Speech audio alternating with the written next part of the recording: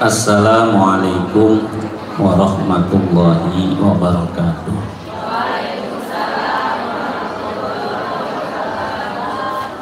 Alhamdulillah ala ni'amillah, salatuhu wa salamuhu ala rasulillah Sayyidina Muhammad ibni Abdullah alihi wa sahbihi wa man tabi'ahu ila yaumil qiyamah, amma ba'du. Faya ayyuhal hadirat ittaqullaha haqqa tuqatih wa la tamutunna illa wa antum muslimun. Rabbi shrah li sadri wa yassir li amri wahlul 'uqdatam min lisani yafqahu qawli. Rabbi yassir wa la tu'assir, Rabbi tammim bi khair. Yang sama-sama kita muliakan para guru-guru kita, para asatiz wal asatidzah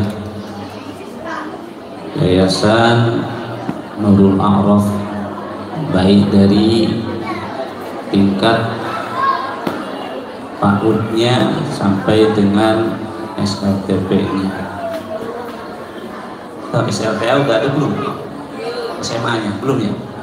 Baru SLTP ya, baru di SMP.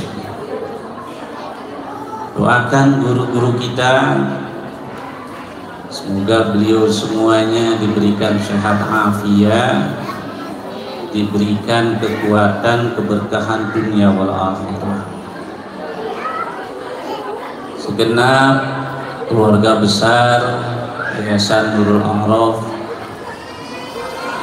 tadi yang menyampaikan sambutan Ibu Hajah Hai Robiah Adawiyah. Ini kalau nisbatnya beliau itu adik ya, adik sepupu. Doakan beliau biar sehat afiat, istiqomah ya, mendampingi anak-anak kita semuanya.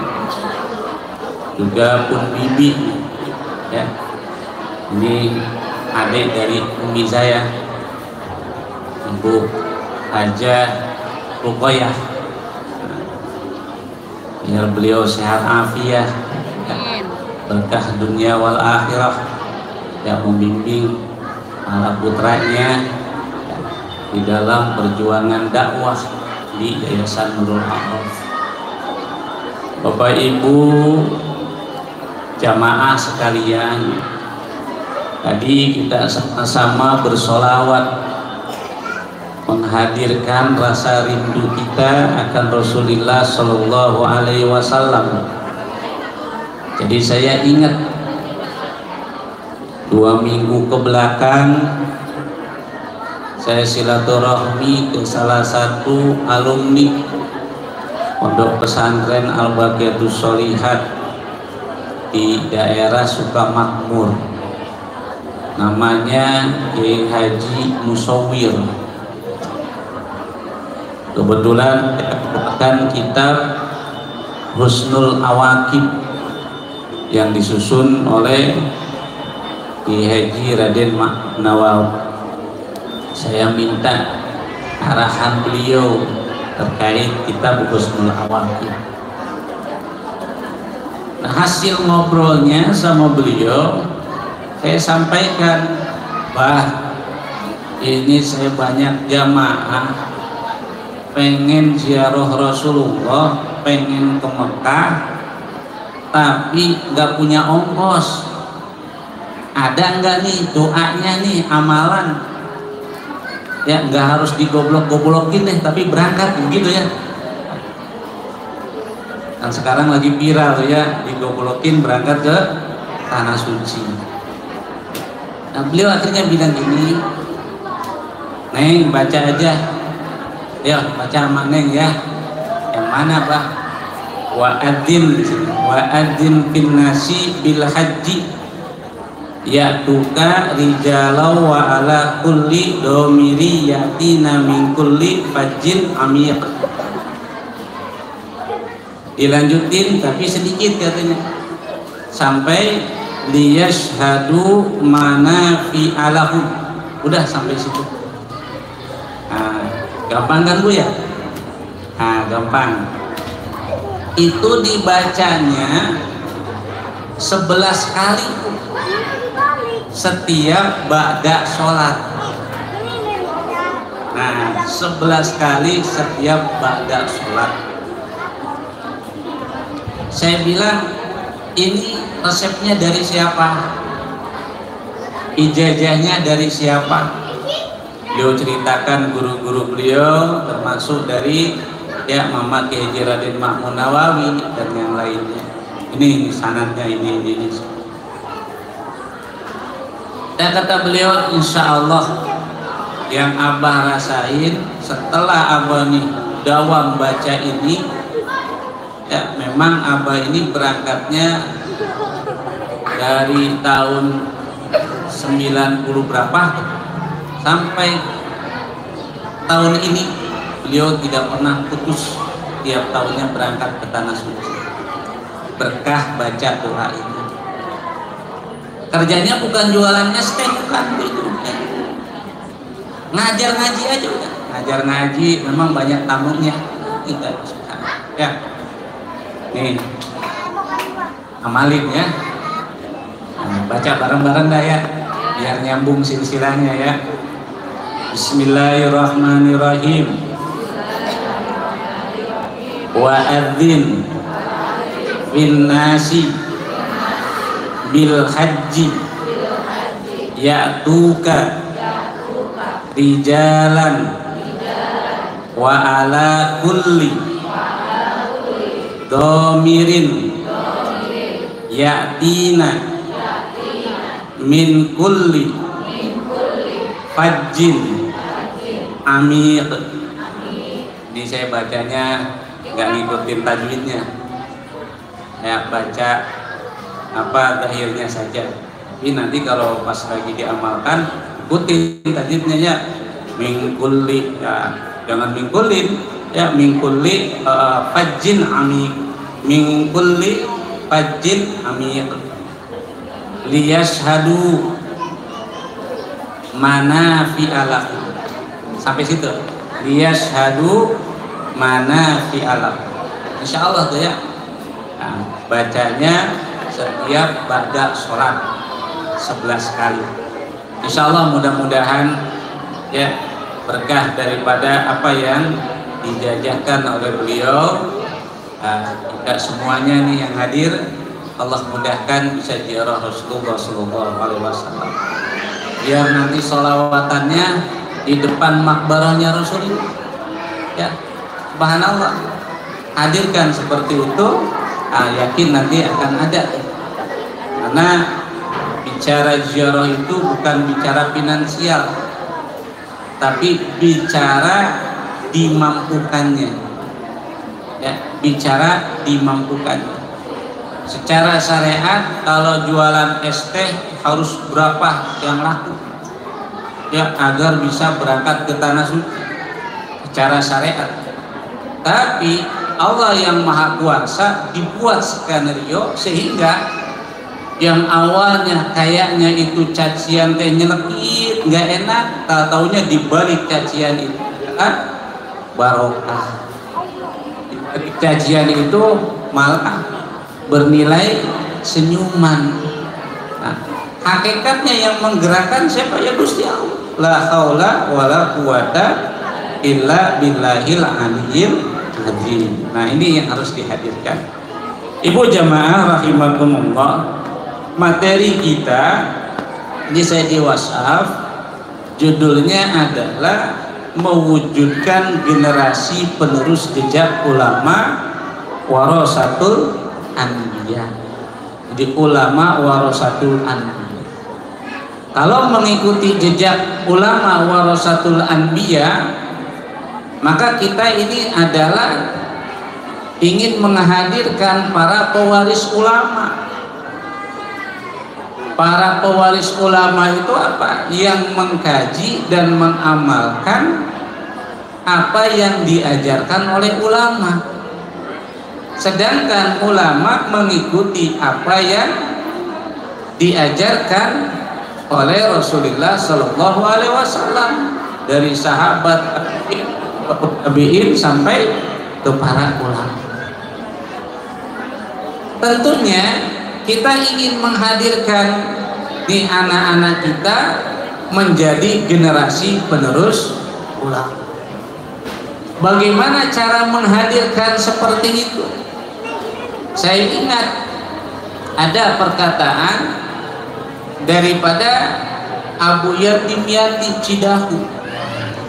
Beliau mengutip daripada hadis Nabi Sallallahu Alaihi Wasallam, bahwasanya Nabi menyatakan, man arada dunya fa'alaihi bil ilmi, wa man arada al akhirah fa'alaihi bil ilmi, wa man arada lahuma fa'alaihi ma bil ilmi. Orang pengen ilmu, pengen dunia, raihlah dengan ilmu. Orang pengen akhirat, lahirlah dengan ilmu. Orang pengen dunia dan akhirat, raih juga dengan ilmu. Lalu kata Abu ya, waman aradal ilma. Kalau orang yang pengen ilmu gimana caranya? Kata beliau, yang ngaji. Ya, fa'alaihi ta'lim, ngaji. Maka ketika kita ingin menghadirkan generasi warasatul anbiya, diawali dari kitanya harus tahu ngaji. Jadi kan kaget, aneh, kita pengen anak kita menjadi anak yang soleh dan soleha, kita ingin anak kita menjadi sosok yang berilmu, tapi kitanya tidak memperlihatkan itu. Ini saya dapat nasihat ya dari paman saya, itu sering beliau mengulang-ulang, dan beliau ternyata ya dari kakaknya ya. Kakek Jamal ini didikan dari almarhum ya, nih suami dari bibi saya ya. Nah, beliau sering bilang ke saya itu, kalau mau kuliah jangan tanggung harus sampai jadi sarjana. Kalau mau mondok jangan tanggung harus sampai jadi.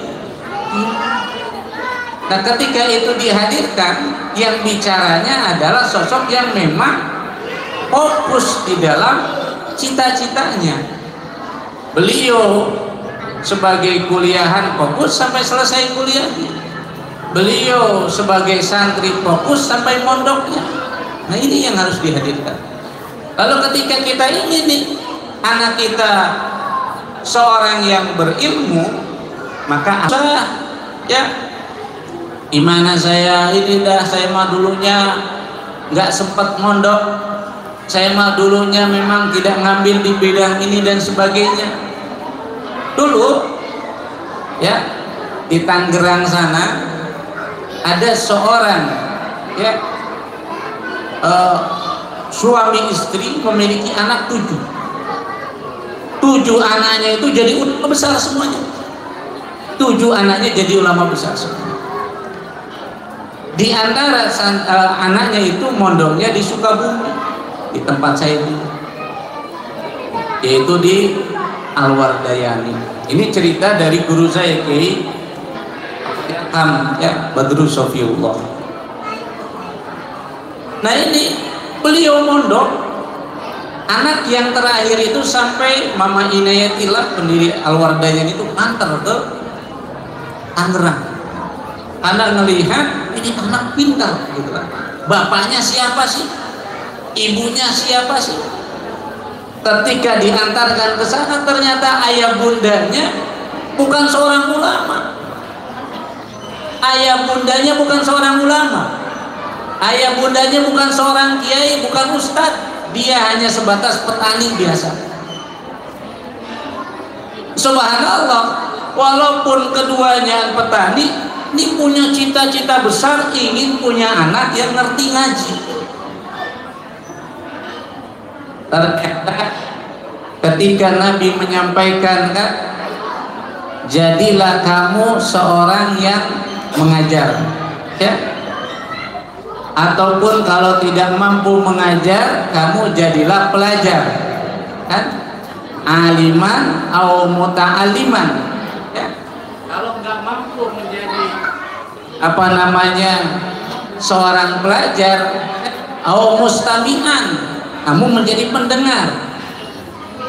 Kalau nggak mampu menjadi mustami atau muhibban, kamu jadi pecinta.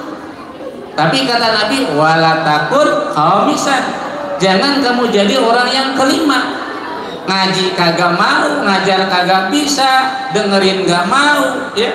Udah gitu cinta kagak. Nah subhanallah, itu orang Tangerang tersebut, petani itu, dia sadar saya bukan guru ngaji, saya pun gak sempat ngaji waktu itu, saya jarang hadir di majelis untuk mustami seperti ini. Tapi saya punya modal cinta kepada orang yang ngaji, cinta kepada guru ngaji. Sehingga subhanallah, beliau itu kalau sodako itu selalu diniatkan, ini saya sodako doain anak saya yang lagi mondok. Subhanallah, barokah daripada hal yang demikian, Allah hadirkan 7 anaknya semuanya menjadi ulama. Ada perkataan yang kayaknya sepele, Bapak Ibu. Abu Yatim kalau di dalam majelis sering mengatakan begini, bahasanya bahasa kulon, dan belian kudia kitab. Jadi kalau ini kan suka ada kitab gratisan tuh. Kalau beliau jangan, beli kudia kitab, beli oleh kamu kitab. Nanti kata beliau, ketika kamu belum bisa baca itu kitab, akan ada anak turunanmu yang bisa baca itu kitab. Ini kadang kita ini di sini nih, anak-anak kita ikut ngaji nih. Insya Allah kan Ramadan ini rencananya mau diliburkan, ya. Jadi kayak di masa-masa Presiden Abdurrahman Wahid, ya, Ramadan libur 1 bulan. Ada rencana seperti itu. Sehingga proses belajar mengajar di sekolah ini mengacu kepada konsep pesantren Ramadan kayak dulu. Nah, di pesantren Ramadan tentunya akan ada modulnya, kitab yang dikaji untuk anak-anak kita. Kadang ini Bapak Ibu nih kalau disuruh beli kitab pada kagak mau tuh. Saya ngisi pengajian di beberapa tempat nih, saya sering bawa kitab, yuk Bu, Pak nih beli kitabnya ini, itu pada nggak mau. Ustaz, saya nggak bisa bacanya. Padahal Bapak Ibu disitulah tuh doanya itu, di situ doanya. Yang kata Abu Yatim nanti akan ada anak keturunan kita yang bakal bisa baca itu kitab.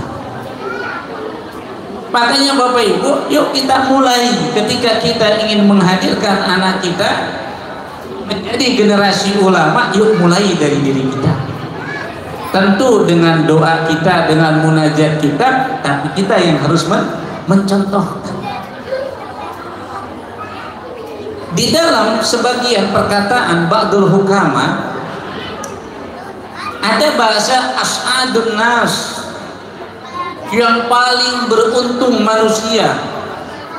Setiap orang pasti ingin beruntung, setiap orang pasti ini bahagia.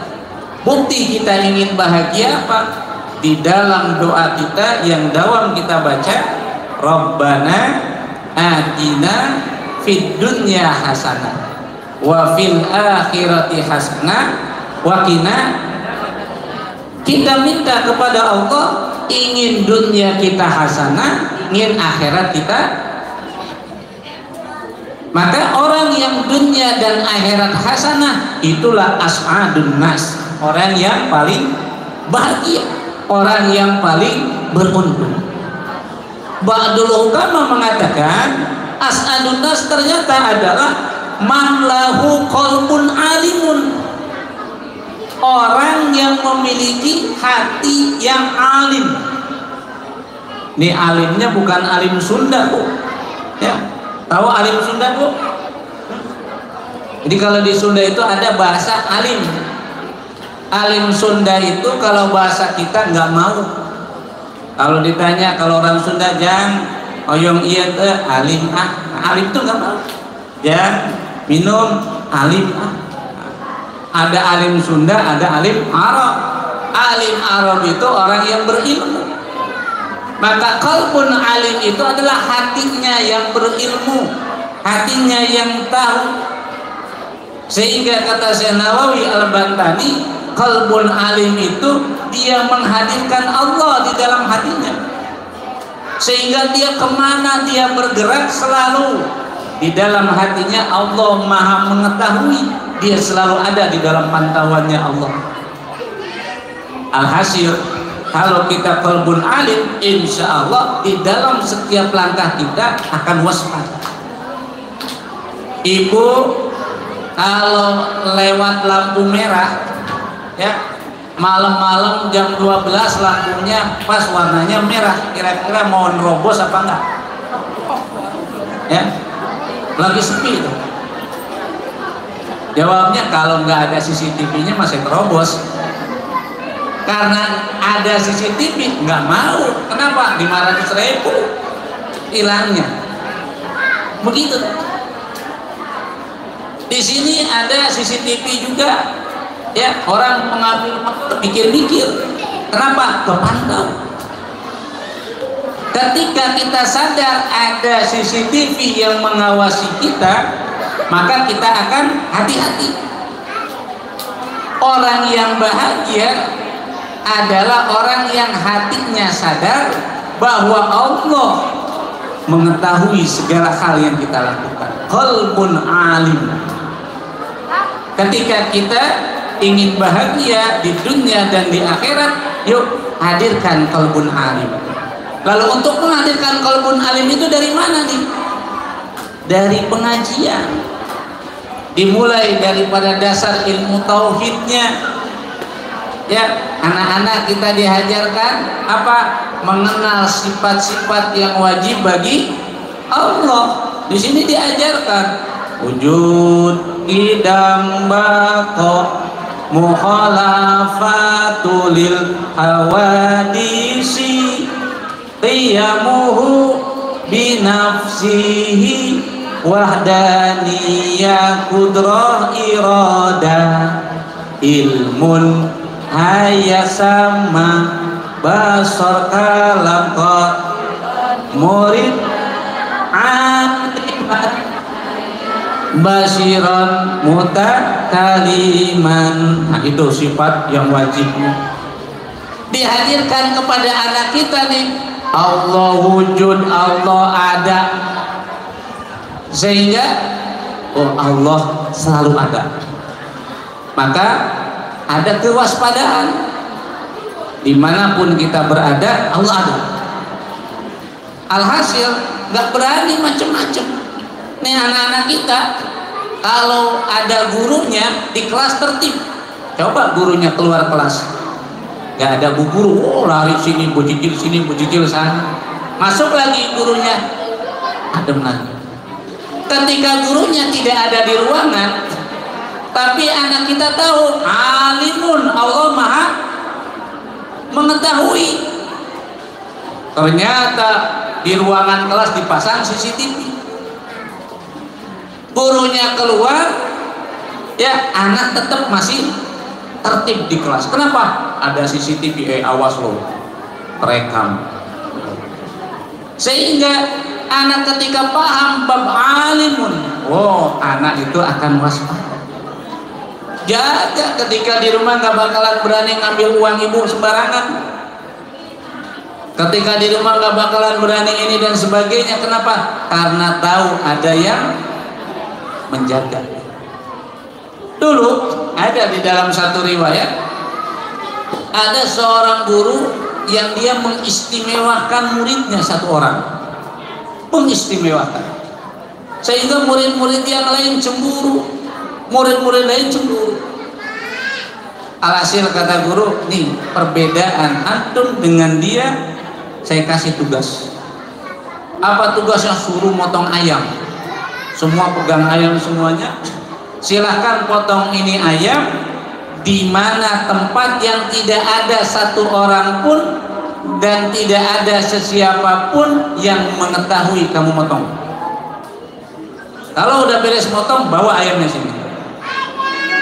Subhanallah tuh, dikasih waktu 2 jam kemudian semuanya berkumpul. Hanya satu orang yang belum datang. Gak lama dia datang, yang lain semuanya ayamnya udah dipotong. Dia sendiri yang ayamnya nggak dipotong. Ditanya oleh temannya, kamu ini nggak nurut, disuruh motong, jangan ada yang tahu, malah ini nggak dipotong. Dijawab oleh satu orang murid, saya ngumpet dimanapun tempat, Allah Maha mengetahui. Alhasil saya tidak dapat satupun tempat yang saya bisa aman daripada pengetahuannya Allah. Alhasil ini ayam masih aman, belum dipotong. Yang lain potong selesai. Tuh, orang yang mengetahui daripada sifat 20, subhanallah. Nah, ini diajarkan di sekolah ini nih. Anak-anak kita ini pelajaran dasar ilmu tauhid diajarkan tuh sifat 20. Dan sifat 20 ini subhanallah Bapak Ibu, di dalam menafsirkan Quran pun sangat bermanfaat. Karena kita mengetahui daripada sifat 20 ini ada ya, daripada sifat Allah berbeda dengan makhluknya, mukhalifatul hawadis. Ini sehingga ketika di dalam Quran ada bahasa yadullah, wajhullah, ya, itu tidak dimanai dengan mana yang secara harfiahnya. Yad itu tangan. Tangan ini adalah menggambarkan apa? Kekuatan. Tangan ini bisa memegang, tangan ini bisa menunjuk dan sebagainya. Sehingga ketika yad ini dinisbatkan kepada yang maha kuasa, ini bukan tangan, tapi ini lebih kepada kekuasaan. Seperti itu. Sehingga ketika dimanai yadullah adalah kekuasaan. Beda lagi ketika tangan dihadirkan kepada makhluk. Beda. Di antara tadi orang yang paling bahagia kata ba'dul hukama adalah qanaah. Qanaah apa? Bima mimma fi yadillah. Dengan apa yang ada di tangannya. Maksudnya dengan apa yang dimilikinya. Nah, kalau yang di situ ya udah bicaranya apa yang dimilikinya saja. Apa yang di tangannya? Oh, ya di sini pas gajian dapatnya segini, udah. Dia lagi ngantri makan dapatnya sepiring, ya udah. Dia ngantri mau ngambil air, ya airnya tumpah, ya udah. Seperti itu. Nah, ini Bapak Ibu jamaah rahimakumullah, penting kita hadirkan. Dan untuk kita menghadirkan anak-anak kita menjadi warasatul anbiya, menjadi generasi ulama, yuk kita awali daripada diri kita. Kita amalkan yang Nabi SAW ingatkan kepada kita, apa? Alaikum bimujalasatil ulama. Ayo kita berkumpul daripada perkumpulannya para ulama. Ulama yang seperti apa? Yang amin, yang mengamalkan akan keilmuannya. Wastimai kalamil hukama, yang dengarkan daripada nasihatnya hukama. Kenapa demikian? Fa innallaha ta'ala yuhyil qalba al-mayyita binuril hikmah. Kita kalau kumpul dengan para ulama, kita berkumpul dengan para hukama, kita berkumpul di dalam majlis, maka yang hadir di situ ada nasihat. Sedangkan Allah ya menghadirkan hati yang mati menjadi hidup, itu adalah dengan nasihatnya ulama. Sebagaimana nih tanah yang tandus dengan adanya hujan menjadi subur. Ini yang harus dihadirkan. Selain daripada itu, munajat kita kepada Allah agar anak-anak kita ya Allah jadikan anak-anak yang soleh dan saleh. Allah jadikan anak-anak kita anak-anak yang berilmu. Allah jadikan anak-anak kita anak-anak yang bermanfaat. Cuma yang jadi masalah kan kalau kita marah ke anak gimana? Kadang lupa itu udah anak kita dimarahin, lu anak siapa sih? Beda amat. Udah tahu anak kita. Kadang mohon maaf ya, udah jelas anak kita, kadang dikatain anak hewan. Ini sering kejadian yang seperti itu. Maka hati-hati ini, daripada lisan kita itu jadi doa. Kita lihat Bapak Ibu kisahnya daripada Abdurrahman Sudais. Siapa itu Abdurrahman Sudais? Imam besar Masjidil Haram, yang sekarang menjadi beliau memegang dua tanah haram, mengelola Masjid Nabawi dan Masjidil Haram. Imam Sudais. Imam Sudais itu dulunya pecicilan, Bu. Sama kayak anak-anak kita, pecicilan. Tapi setiap kelakuan Imam Sudais yang tidak baik, yang keluar dari lisan ibunya apa? Ketika anaknya bikin masalah, ya Allah jadikan ini imam Masjidil Haram. Jadi setiap marah itu doanya doa kebaikan. Kenapa? Dakwatul mazlum itu mustajab. Doa orang yang lagi kesel itu, merasa teraniaya, merasa terzolimi, itu mustajab. Sehingga ketika beliau sama ya Abdurrahman Sudais masih kecilnya, itu yang keluar doa, ya Allah jadikan dia imam Masjidil Haram. Sampai Imam Sudais dalam kisahnya, beliau diusir oleh ibunya karena, tapi pengusirannya itu dengan doa. Doanya apa? Ya Allah jadikan dia imam Masjidil Haram sambil diusir. Kalau kita nggak begitu, kadang marahin anak dasar bebel ya, apa macam-macam keluar dari lisan kita yang secara tidak langsung itu doa yang kita panjatkan untuk anak-anak kita. Maka mulai saat ini kita rubah nih polanya, kita rubah. Marah kita ke anak kita, kita panggil, ya Allah ini si soleh, ya Allah ini si cerdas, ya Allah ini anak pintar ini, ya Allah ini presiden, sini presiden, begitulah ya. Ustaz mau jadi presiden gimana katanya? Nggak begitu, lihat tukang mebel aja jadi presiden 2 kali. Siapa yang tahu beliau bakal jadi presiden? Jangan berkecil hati. Wah ini saya mondokin anak Ustaz, gimana mau jadi presiden? Lihat Presiden Abdurrahman Wahid itu santri, lihat wakil presiden pun santri. Jadi dari segala bidang, tinggal kita sebagai orang tuanya, kalau memang ingin menjadikan anak kita menjadi anak yang baik, dari lisan kita disenjatai ibu. Subhanallah. Ada sahabat saya ya, namanya Kiai Inayatillah. Subhanallah. Saya dapat cerita dari orang tuanya, itu orang tuanya itu sodako, ada kebun buah-buahan ya, biasanya kan anak-anak pada ngambil. Beliau bilang ini halal buat santri, siapapun yang ngerasa santri ngambil silahkan, nggak usah izin. Cuma beliau bilang, ya Allah berkah daripada apa yang aku sodakokan untuk para santri, jadikan asbab anakku menjadi anak yang sukses di dalam nyantri. Itu subhanallah. Beliau menghafal Al-Quran sebentar ya.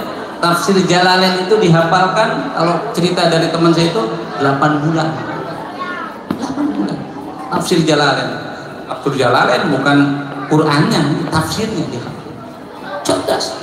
Barokah dan sedekah kunci dari ibu.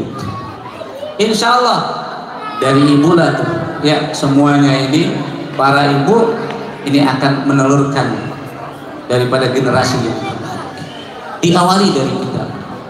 Contohkan untuk kita, ajak anak kita ke majelis ini, kenalkan anak kita dengan majelis ini. Kalau awalnya Ustaz, aduh anak saya ini saya melihat kalau para ustaz, para kiai pakai mobil mewah, umpama ya pulangnya jinjing berkat dan sebagainya.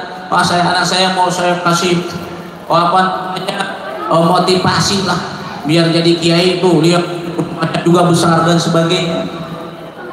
Kita lihat kisahnya Imam Ghazali.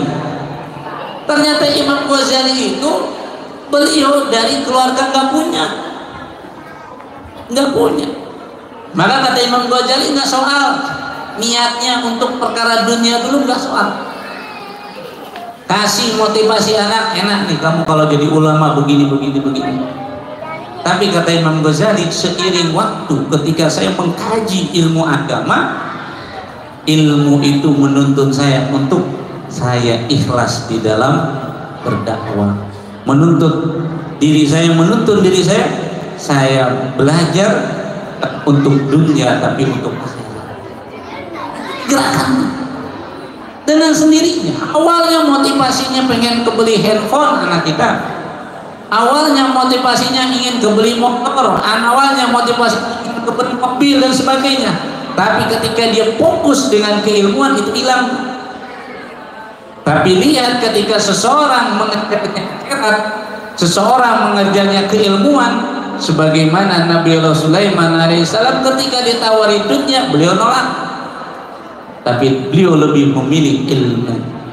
Maka dunia beliau raih, ilmu akhirat pun beliau gapai. Makanya kuncinya dengan keilmuan. Ayo semangatkan anak-anak kita sebagai orang tua, yuk dawamkan doa untuk anak.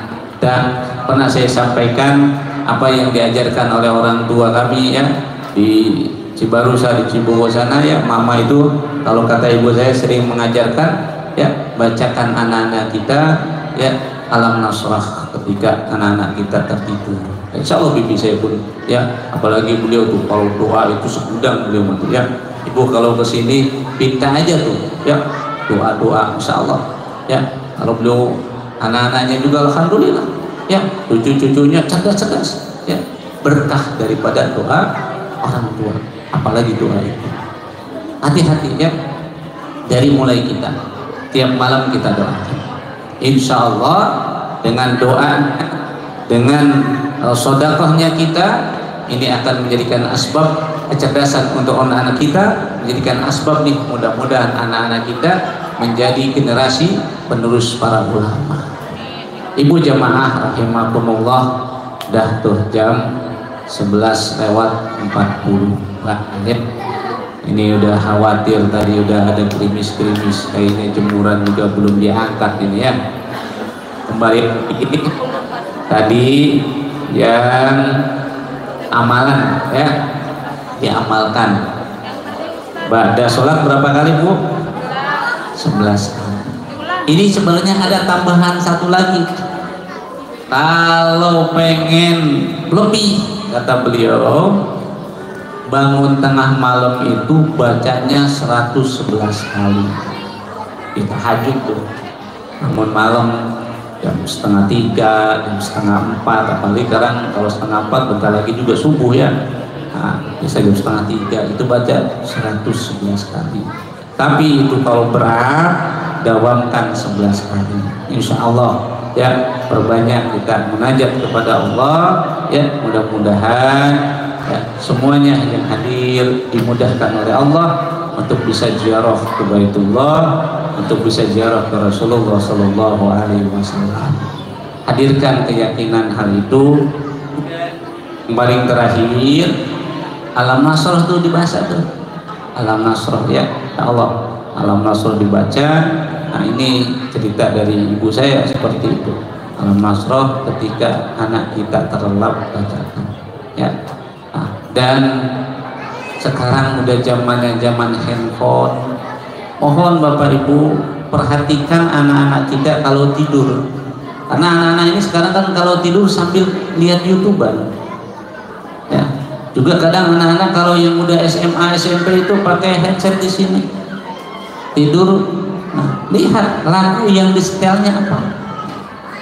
Umumnya jarang lagu setelnya murotal,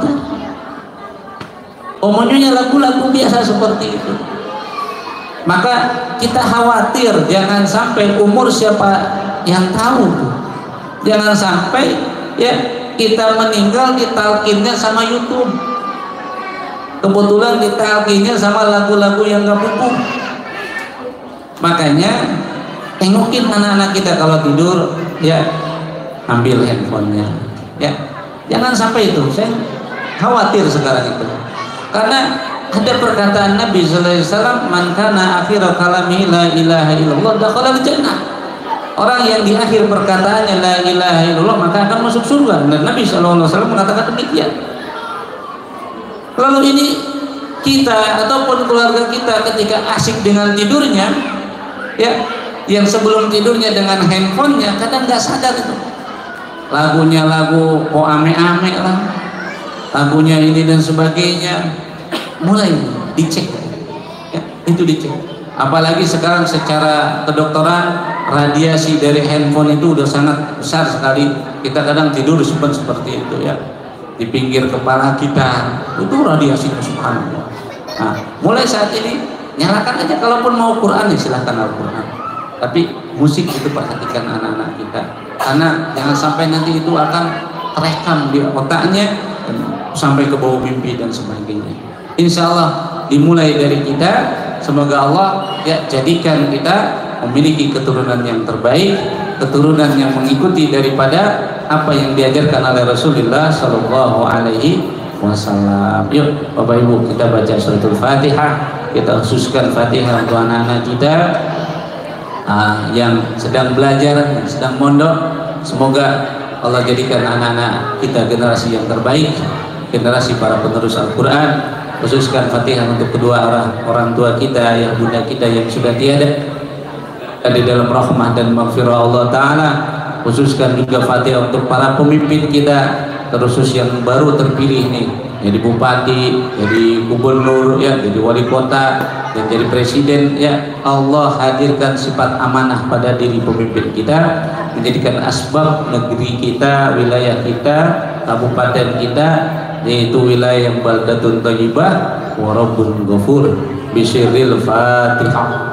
A'udzu billahi minasyaitonir rajim. Bismillahirrahmanirrahim. Alhamdulillahi rabbil alamin, arrahmanir rahim, maliki yaumiddin. Iyyaka na'budu wa iyyaka nasta'in. Ihdinas siratal mustaqim, siratal ladzina an'amta 'alaihim ghairil maghdubi 'alaihim waladdallin. Amin. Allahumma sholli ala habibina wa syafi'ina wa maulana wa sallim wa radiyallahu tabaraka wa ta'ala kulli sahabati rasulillahi ajmain. Amin ya Allah ya rabbal alamin. Alhamdulillahi rabbil alamin, hamdan yuafi ni'amahu wa yukafi majidah. Ya rabbana lakal hamdu kama yanbaghi li jalali wajhikal karim wa nusyuru ta'alik. Allahumma lakal hamdu wa alaikal mustaqab wa antal musta'an wa la hawla wa la quwwata illa billahil aliyyil azim. Allahumma ardina bil ilmi wa zayyinna bil ilmi wa akrimna bit taqwa وجملنا بالعافية ولما جعلنا خيرا مما يظنون ولا تؤاخذنا مما يقولون واغفر لنا ما لا يعلمون. اللهم اجعل جمعنا هذا جمعا مرحوما وتفرقنا من بعده تفرقا معصوما. اللهم بارك لنا في أولادنا ووالدينا وتلاميذنا وأستاذنا ومعيشتنا وأحوالنا وأموالنا برحمتك يا أرحم الراحمين. ربنا ظلمنا أنفسنا وإن لم تغفر لنا وترحمنا لنكونن من الخاسرين. ربنا تب علينا إنك أنت التواب الرحيم. ربنا آتنا في الدنيا حسنة وفي الآخرة حسنة وقنا عذاب النار. وصلى الله على سيدنا محمد النبي الأمي وسلام على المرسلين والحمد لله رب العالمين. Mohon maaf atas segala kekurangan. Wallahul muwaffiq ila aqwamit thoriq. Assalamualaikum warahmatullahi wabarakatuh.